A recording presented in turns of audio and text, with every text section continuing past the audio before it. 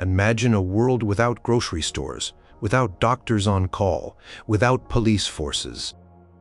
Now imagine navigating that world completely alone as the sole provider and protector of your family.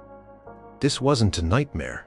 It was the chilling reality for countless women in 670 AD. What would it truly be like to face down the elements, disease, and societal pressures, all while keeping your household alive and thriving? What silent battles did they fight every single day? Number 8. Social standing and crippling isolation. Picture this. You are a woman in 670 AD. Maybe your husband has passed on, leaving you to manage the small patch of land, the few animals, and the children.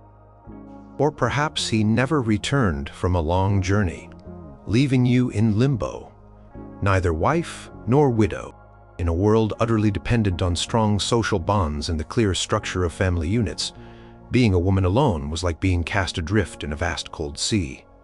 It wasn't just about loneliness, it was about survival. Think about the way communities worked back then. They were tight-knit, yes, but also deeply traditional. A household was almost always headed by a man. The patriarch, who represented his family in village meetings, dealt with disputes and arranged marriages. When that man was gone, the woman, stepping into his shoes, often found herself in a deeply awkward and vulnerable position. She might not have the same standing, the same voice, or the same respect. Her opinions might be dismissed, her requests ignored. It was a constant battle to be taken seriously, to ensure her family was not overlooked, or even worse, exploited. Consider a woman named Edith, living in a small settlement nestled between a dense forest and a winding river. Her husband, Bjorn, had been a respected farmer, known for his strong arms and sensible advice. When he died suddenly from a fever, Edith was left with 3 young children and a farm that needed constant attention. Immediately, she felt the shift in how people treated her. Where Bjorn had been consulted on crop rotation or the repair of the communal mill, Edith found herself struggling to get her voice heard. Neighbors who once offered a friendly wave now seemed to eye her with a mixture of pity and suspicion. Would she manage? Was her household now a burden on the community? These unspoken questions hung in the air thick as morning mist. Beyond the formal village structure, the social isolation was profound on a personal level. Women of that era relied heavily on networks of other women for support, sharing knowledge about healing herbs, child-rearing, or the best way to preserve meat. But a woman running a household alone might find herself on the fringes of these groups. She might be too busy with the endless grind of work to join in the communal spinning sessions or gathering trips. Or, tragically, she might be seen as a potential threat to other women's marriages, or simply as an outsider, someone whose circumstances made her different and therefore less trustworthy. It was a vicious cycle. The more she needed help, the harder it was to ask for it, because the social doors often felt shut. Imagine the quiet evenings after the children were asleep. The fire banked low. For a woman with a partner, these hours might have been filled with quiet conversation, shared worries, and mutual comfort. For the woman alone, they were often filled with silence, broken only by the crackle of the embers or the howl of a distant wolf. This profound solitude was not just an emotional burden, it chipped away at her resilience. Who did she turn to when she was sick? When her child was crying endlessly from a mysterious ailment? Or when a crucial decision needed to be made about whether to sell the last of their pigs for a much-needed tool? There was no one to lean on, no one to share the immense weight of responsibility that pressed down on her shoulders. Historians who study this period often speak of the strong communal bonds that defined life in these early settlements. But they also acknowledge the harsh reality for those who, for whatever reason, fell outside the protective embrace of a traditional family unit. Archaeological digs in early medieval settlements sometimes reveal the remains of smaller, more isolated dwellings or evidence of households that struggled more than their neighbors. While it is impossible to know the exact reasons for every struggle, the stories that can be pieced together from various historical documents, such as wills or legal charters that mention women inheriting land, often highlight the precarious nature of their existence. These women, even if granted property, still faced the uphill battle of maintaining their social standing and securing the necessary social support to truly thrive. Without a male voice to champion her cause, her land might be coveted by others, her rights challenged, and her very presence seen as an anomaly that needed to be managed rather than embraced. The challenge of social standing and isolation wasn't a physical one, but it was a deep, pervasive wound that affected every other aspect of a woman's ability to survive and provide for her family in 670. Number 7. Resource management and complex transactions. Think about how you manage your money, your bills, your resources today. You might have a bank account, a credit card, a budget app. Now erase all of that.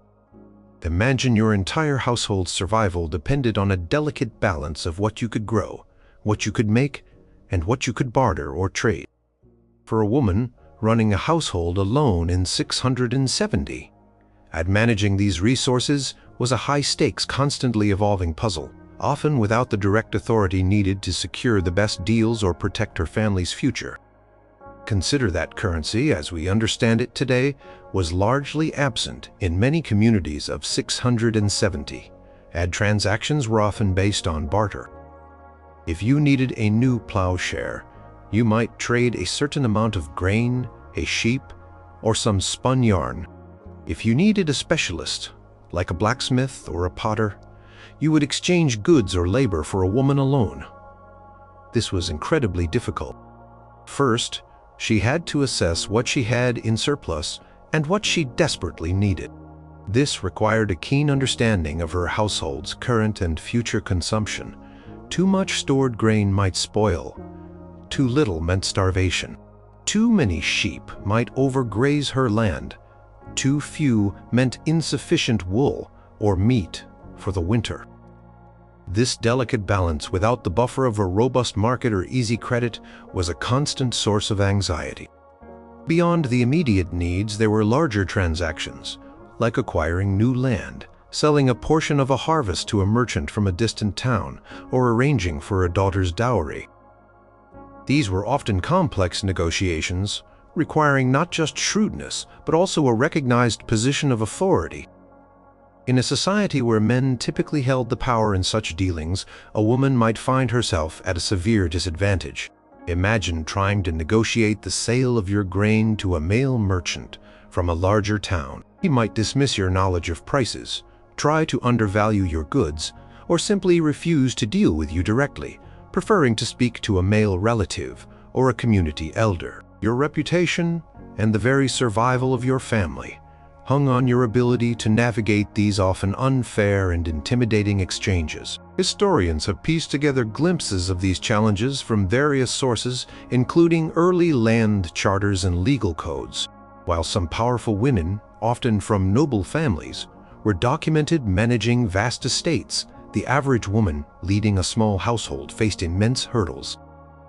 She might not have been allowed to own land in her own name, or her rights to property inherited from her deceased husband might have been tenuous and easily challenged by male relatives. This lack of clear legal standing made it incredibly risky to enter into any major agreement. What if a trade went sour? What if a neighbor challenged her right to a particular plot of land? Without a male kin to represent her in a dispute, she might have little recourse, potentially losing valuable resources or even the very land that sustained her family. Let's return to Edith, our example woman. Her husband, Bjorn, had always handled the negotiations for selling their surplus wool. He knew the local traders understood the prices at the nearby market and could drive a hard bargain. Now, Edith had to do it. She took her precious bundles of wool to the market, a place bustling with men, their voices loud and confident. She felt small and vulnerable as she tried to attract attention. When a merchant finally approached, he seemed to look past her, speaking in condescending tones, offering a pittance for her high-quality wool. She knew it was worth more. But what could she do? Arguing too forcefully might lead him to simply walk away, leaving her with no buyer. The pressure was immense. Every bad deal meant less food, less warmth, less security for her children. Then there was the issue of tools and livestock. A broken plow could mean the difference between a successful harvest and ruin. Acquiring a new one or having one repaired required skilled labor and often specific materials that were not easily found. This involved another layer of bartering and negotiation. What if she needed a new ox for pelting? An ox was a significant investment, likely requiring the trade of several sheep or a substantial portion of her grain harvest. And what if the ox she acquired was old or sick? Without the male experience in evaluating livestock, she was at a higher risk of being swindled.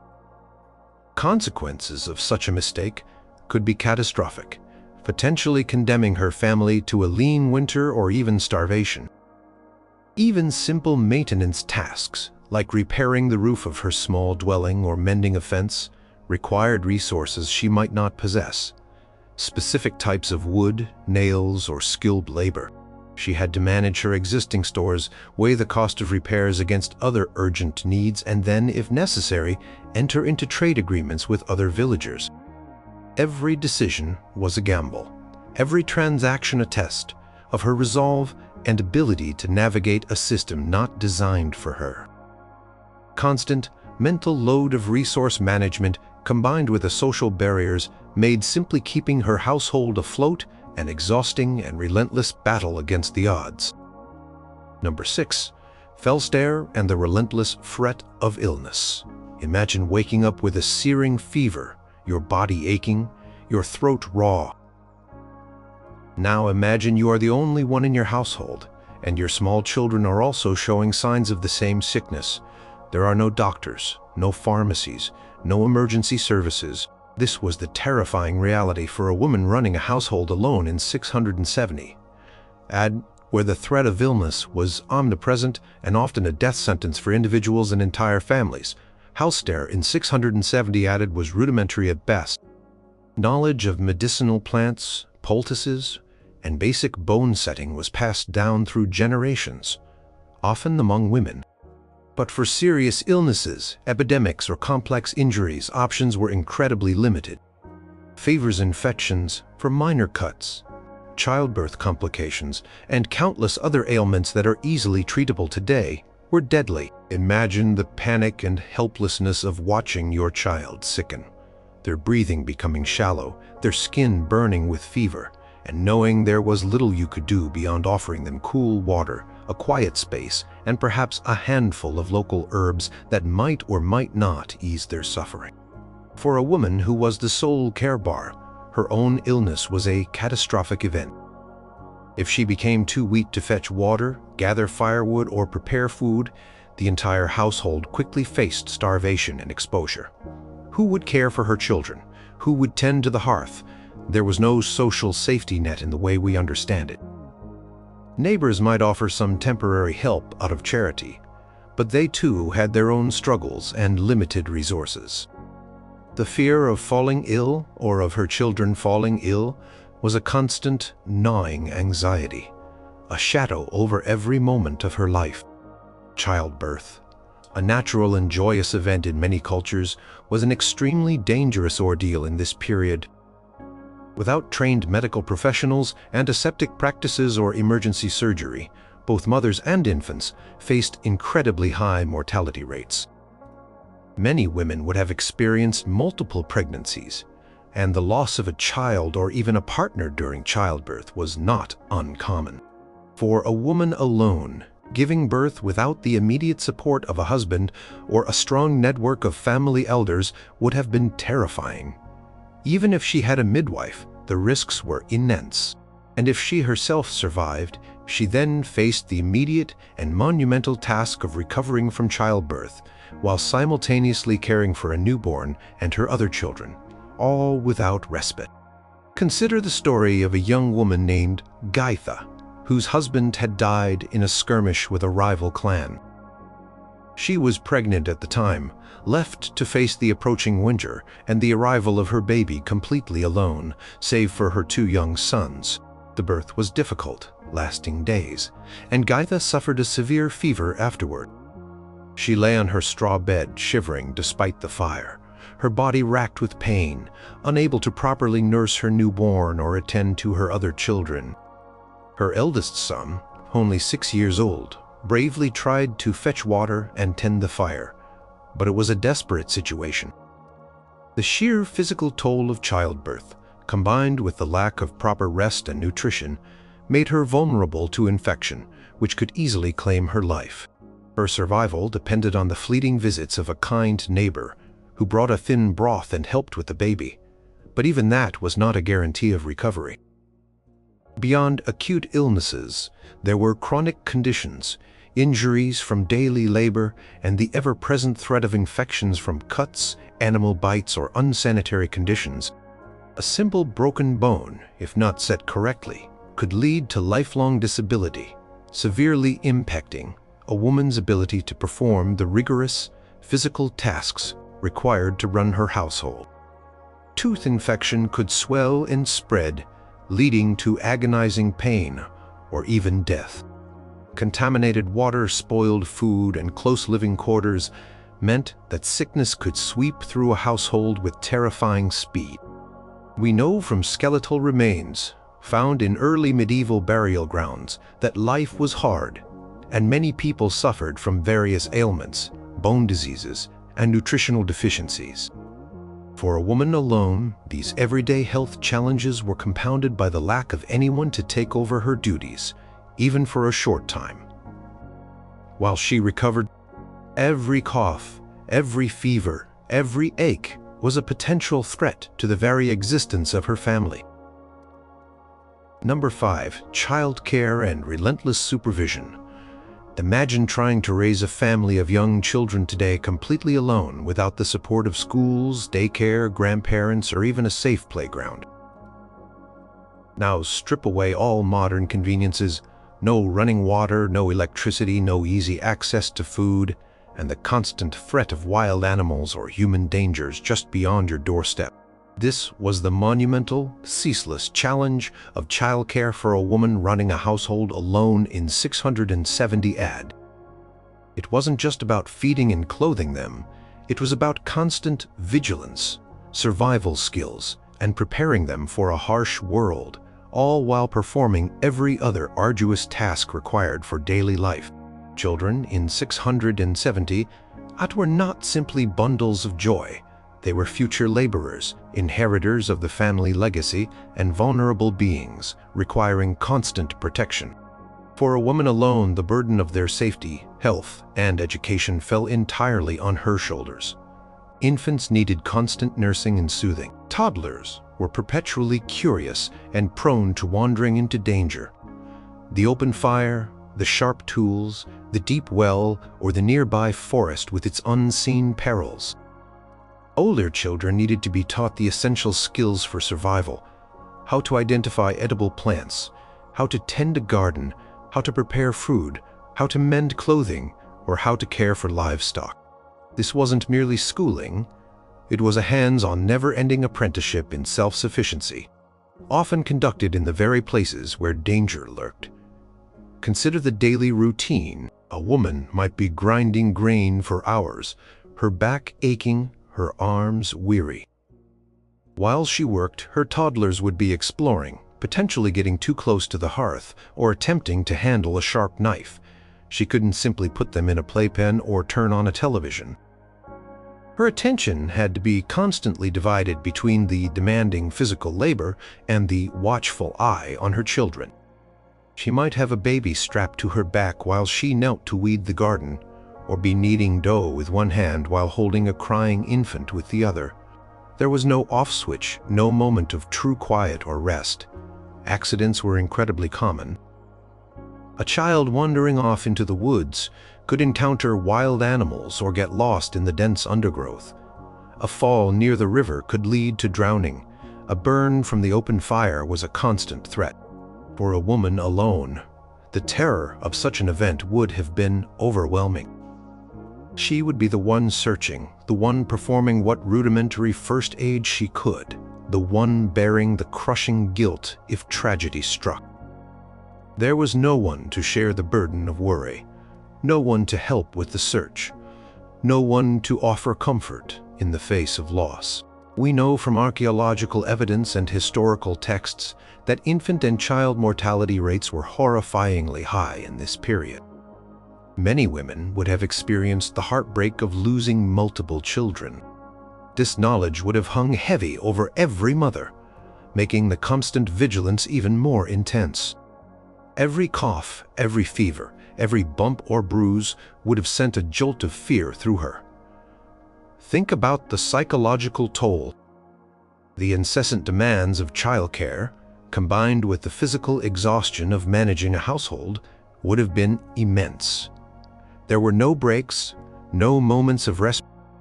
Children required feeding at dawn, lessons through the day, storytelling at night.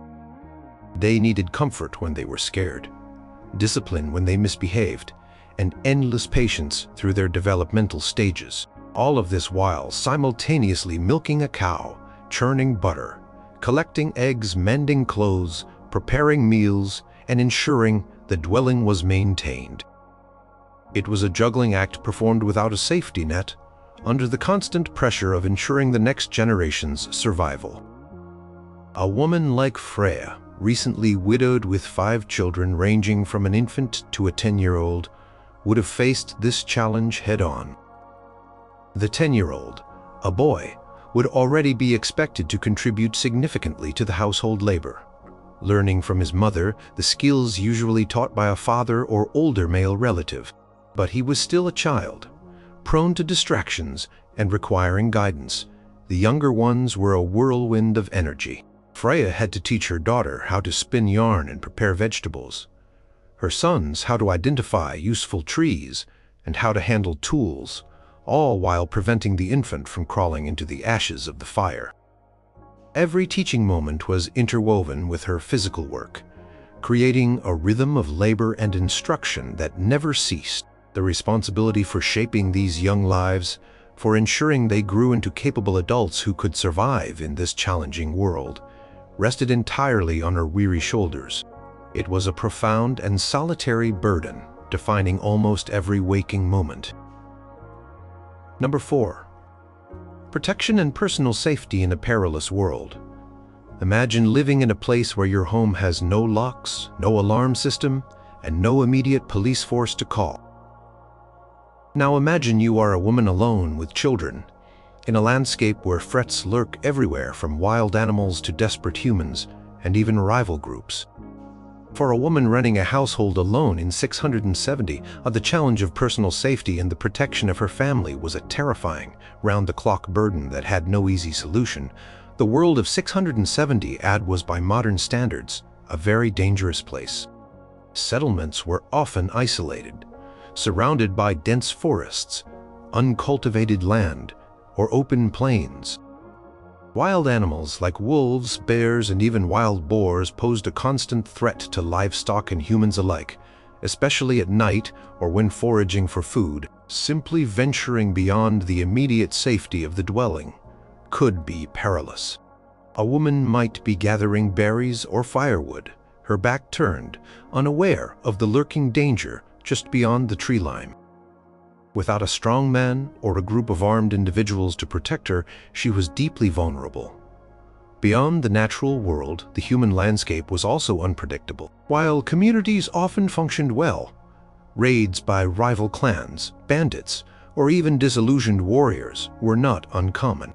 Disputes over land, resources, or honor could quickly escalate into violence. Imagine hearing distant shouts or the thundering hoofs of horses approaching your isolated dwelling. What would you do? Where would you hide your children? A man would typically be the first line of defense, armed with a spear or axe, ready to confront the threat. A woman alone had limited options.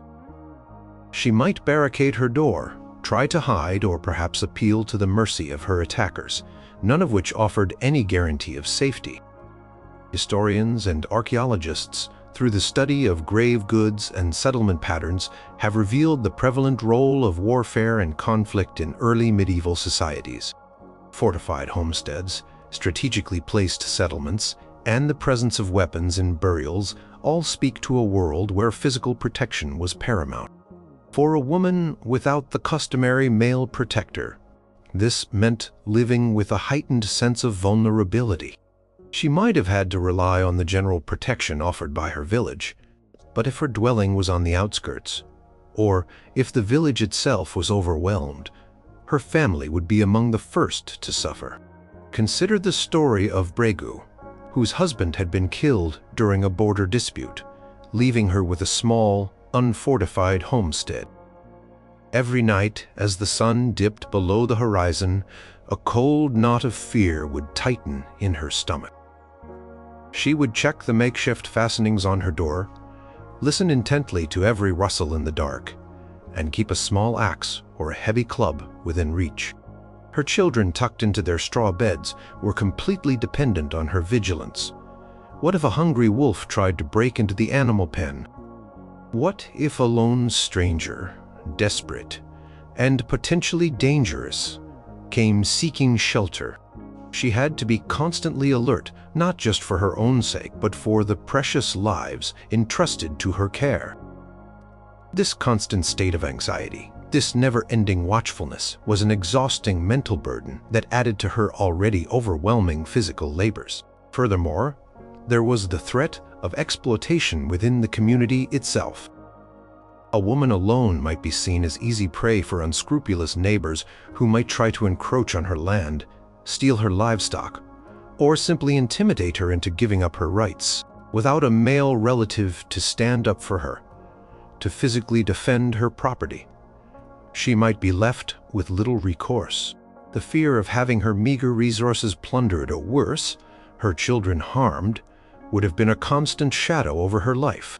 She might have tried to form alliances with other women or appeal to the village elders, but their protection might not be immediate or strong enough against a determined aggressor. The need for self-defense and the protection of her family was not a skill she could learn and then set aside.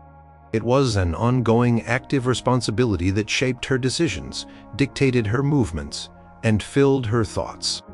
She had to be vigilant in her farming, watchful in her foraging, and perpetually aware of her surroundings. The physical strength and courage required to face down a potential threat, knowing that failure meant ruin for her children, was immense.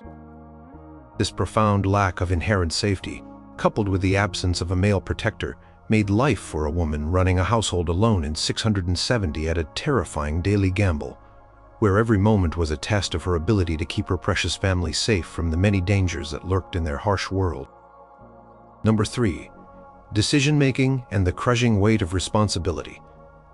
Imagine having to make every single decision for your family, big or small, without anyone to consult, anyone to share the burden, or anyone to blame if things went wrong. No second opinions, no shared strategy, just the relentless, solitary weight of every choice. This was the crushing challenge of decision-making for a woman running a household alone in 670, at a period when life offered little margin for error and every decision carried profound consequences for survival. In a traditional household of 670, major decisions about farming, trade, alliances, and even the future of the children would typically be made by the male head of the household, often in consultation with his wife or other family elders. This shared responsibility, even if the final word rested with the man, provided a crucial layer of support, a sounding board, and a division of labor. When a woman became the sole head of her household, this entire structure collapsed, leaving her to bear the immense weight of all decisions alone. Think about the sheer variety of decisions she faced daily, weekly, seasonally, when to plant the crops, which fields to use, how much seed to set aside, When to harvest, which animals to breed, and which to slaughter for meat or trade? Should she try to acquire a new tool or mend an old one? Should she sell her surplus grain now or wait in hopes of a better price? Should she move the family to a different area for better grazing or stay put? Each of these choices had direct implications for the household's food security, health, and overall well-being. A wrong decision could mean a failed harvest, a lost animal, or even starvation for her children. Beyond the practical, there were social decisions: how to maintain good relations with neighbors, how to settle a minor dispute over a shared resource, how to respond if a male relative, perhaps an uncle of her deceased husband, tried to assert control over her land or her children. These were delicate negotiations, requiring not just shrewdness, but also a recognized authority that, as a woman alone, she might not inherently possess. She had to navigate these complex social currents, often without the traditional male voice to back her up, constantly aware that her position was precarious. Historians who examine early medieval societies often highlight the communal nature of decision-making in village assemblies, but these assemblies were almost exclusively male. While women might have informal influence within their domestic sphere, their direct voice in broader community decisions, especially those concerning land, justice, or defense, was often limited.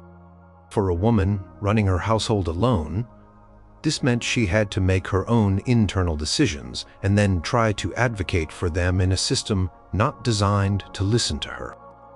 This constant uphill battle would have been exhausting and demoralizing. Let's imagine the plight of Thora, a young widow with a small flock of sheep and a patch of land. A harsh winter had decimated her sheep, leaving her with only a few. Spring was approaching, and she faced a critical choice. Should she try to breed the remaining sheep to rebuild her flock, risking further losses, or should she sell them now to buy seeds for a new crop? If she bred them, she risked losing her only source of future wool and milk if disease struck again.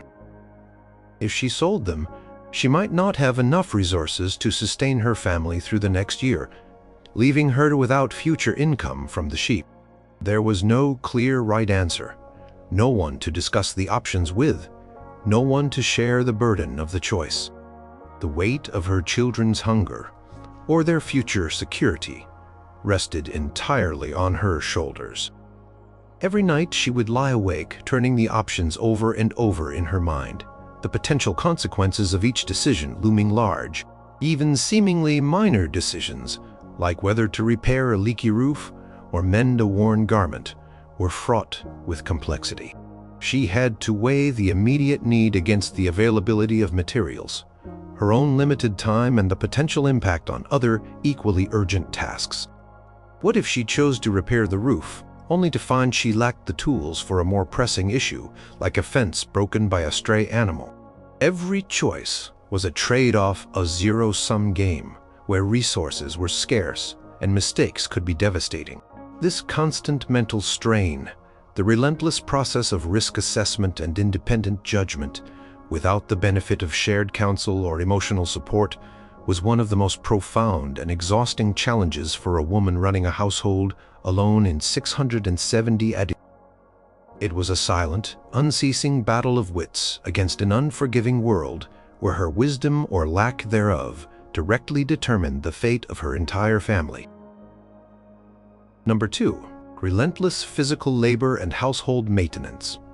Imagine spending every single waking hour engaged in strenuous physical activity from before dawn until long after dusk, with no machines, no running water, no electricity, and no hired help. Now, imagine doing all of that while being the sole provider and carelor for your family. This was the brutal reality of physical labor and household maintenance for a woman running a household alone in 670, a challenge that demanded superhuman endurance and an unyielding will. Life in 670 AD was profoundly physical. Everything from procuring food to simply keeping warm required immense effort. For a woman alone, these daily tasks were magnified by the absence of a partner to share the load. Consider the sheer volume of work. Water collection. There was no tap water, Every drop for drinking, cooking, washing, and cleaning had to be fetched from a well, a spring, or a river.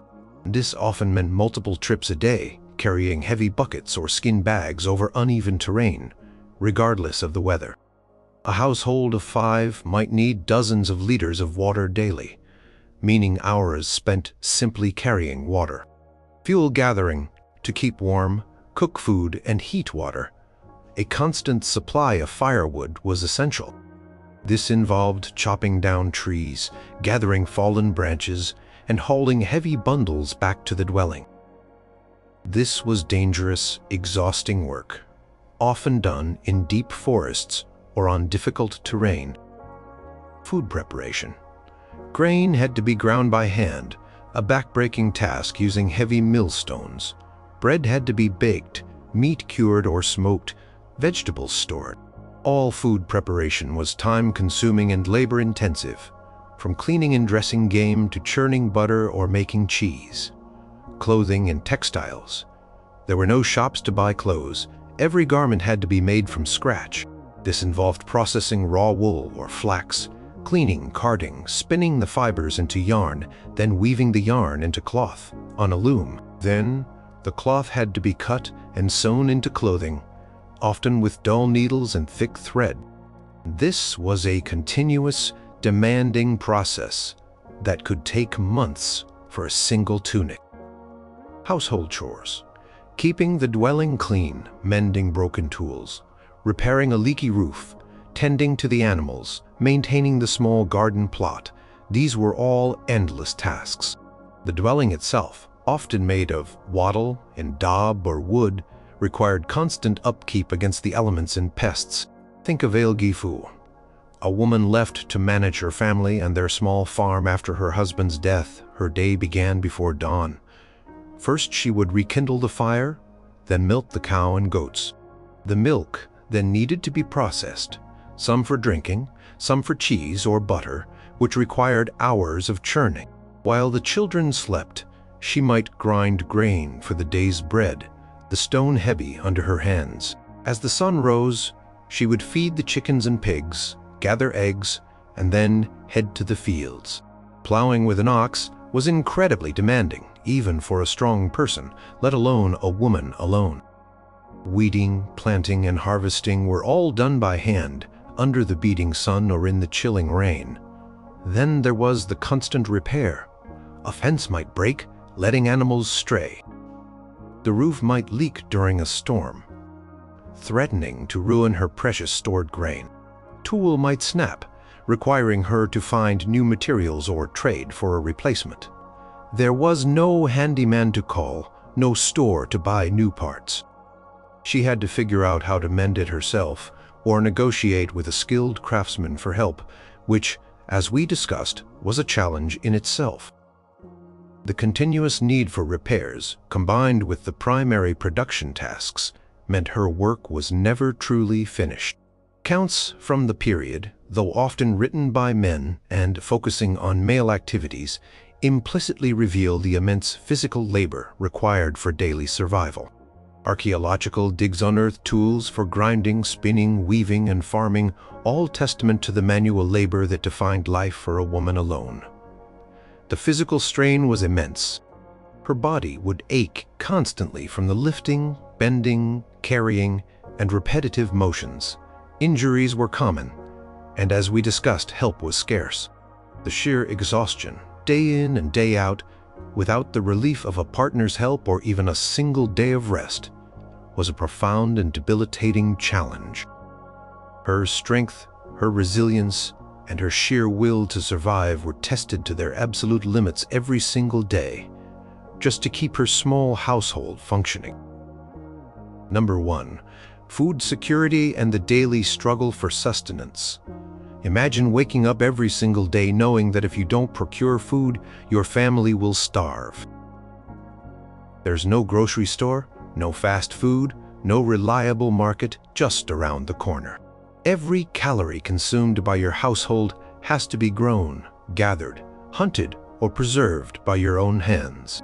This was the ultimate overarching challenge for a woman running a household alone in 670 Add the relentless high-stakes battle for food security, where a single mistake or stroke of bad luck could mean catastrophe. In 670, the vast majority of people lived on the brink of subsistence. Famine was a recurring nightmare, caused by bad harvests, disease, or conflict. For a woman alone with no male labor, no guaranteed family support, and no surplus wealth to fall back on, providing enough food for her family was a constant, all-consuming worry that overshadowed every aspect of her life. Consider the annual cycle of food production. It began with preparing the soil, often by hand or with rudimentary tools and dragged animals, a physically grueling task. Then came planting, carefully sowing precious seeds. After that, endless weeding, watering, and protecting the crops from pests and animals. The harvest itself was a frantic race against time and weather, often requiring every available hand. For a woman alone, she might have to rely on her older children or beg for help from neighbors in exchange for future labor or a share of the harvest. If she couldn't secure enough help, her yield would suffer, potentially leading to hunger. Beyond the fields, there was foraging. This involved knowing which wild plants were edible, which berries were safe, and where to find nuts or roots. This was dangerous work, often taking her into wilder areas where threats from animals or other humans lurked. It was also time-consuming, pulling her away from her other essential tasks. Hunting, typically a male domain, was largely out of reach for a lone woman, limiting her access to a vital source of protein. Her primary source of meat would often be her own livestock, chickens, pigs, or a few sheep or goats, which were also precious resources that produced milk, wool, and eggs. Slaughtering an animal meant a significant sacrifice, as it reduced her future breeding stock. Then came preservation, a crucial step for surviving the long, lean winter months. Grain had to be stored in dry, pest-free conditions. Meat had to be smoked, salted, or dried. Vegetables had to be root-cellared or pickled. All of these methods were labor-intensive and required specialized knowledge and conditions. A mistake in preservation could mean spoilage, rendering precious food inedible and leading to starvation. We know from archaeological evidence that large storage pits were common, indicating the importance of careful food management. For a woman alone, the entire process from seed to table was her sole responsibility. Imagine the struggle of a woman like Brynhild. Her husband had been lost at sea, leaving her with 2 small children and a small plot of land. The previous year's harvest had been meager, and the winter had been harsh. As spring arrived, she knew she had barely enough seed grain left to plant her fields. Every single seed was precious, a potential meal. She had to decide whether to plant everything, hoping for a bountiful harvest, or eat some of the seed to survive the immediate hunger, risking an even smaller harvest in the future. The very definition of a lose-lose situation, with the gnawing fear of starvation for her children as the ultimate consequence. Even if she managed to grow enough, there were external threats. A sudden drought could wither her crops, a flood could wash away her fields, a pest in Feshaway could decimate her harvest. A raid by another group could steal her stored food. These were acts of fate or acts of humans, over which she had little control, but which could instantly wipe out months of back-breaking labor and plunge her family into destitution. Constant anxiety of potential crop failure, animal disease, or theft would have been a pervasive, chilling presence. The daily struggle for food security was not just about physical labor. It was a profound mental burden. Every decision, from how much to eat today to how much to save for tomorrow, was a calculation of survival. The need to stretch meager resources, to make do with less, and to find ingenious ways to supplement their diet would have been an endless task. For a woman running a household alone in 670, the battle for food was the bedrock of all other challenges. If she failed in this, all else was lost. It was a testament to their incredible resilience and ingenuity that so many women managed to keep their families fed, day after day, year after year, against such overwhelming odds.